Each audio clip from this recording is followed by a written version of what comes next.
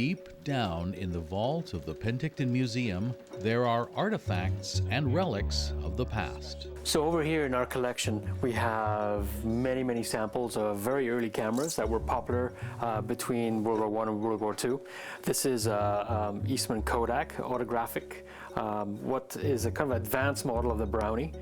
This room is our special collections room in honor of Abe Braun, who was a taxidermist here in the South Okanagan. He donated his massive collection to the Penticton Museum in the 70s. And we have it in here because this is one room where we were able to control the relative humidity and the temperature. So not only do we have our taxidermy specimens in here, we also have our very organic, sensitive objects like garments, objects from our First Nation collection, and of course all these massive animal heads. And as you can see in our taxidermy room, we do have one of the most rarest collections of taxidermy birds. A lot of them are extremely rare. That's why they hold a particular point of value. We preserve them so that in the future people can research them, particularly biologists can look at their different nature based on getting up close to them. We also have quite a few people who use the birds in order as subjects for painting or for sculpturing. And again, there's nothing better than being able to hold one in your hands and be able to take up some close-ups with them.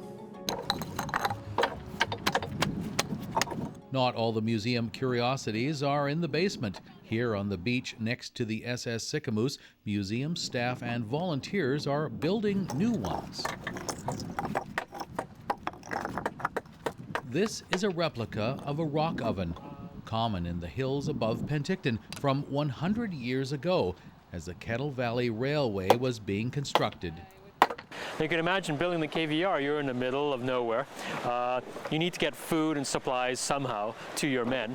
And so by building a rock oven, which you can light in the morning, cook up to 100 loaves of bread in one day, even roast meats and everything else. And during the winter, this would be especially important as well. So really, it was a very functional, cost-effective way for the Kettle Valley construction crews to be fed. And so what we want to do is participate in some sort of exploratory archaeology, try out how rock ovens were built, how they were used, and of course have fun doing it as well when we have a special event where people get to try out how to cook in a rock oven and come out with some different recipes. The Penticton Museum believes in hands-on history and has a number of programs where you can find hidden treasures, work with the tools of old-school photography, and become a rock oven gourmet yourself.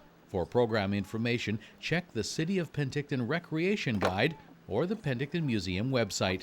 For Go Okanagan, I'm Wayne McDougall.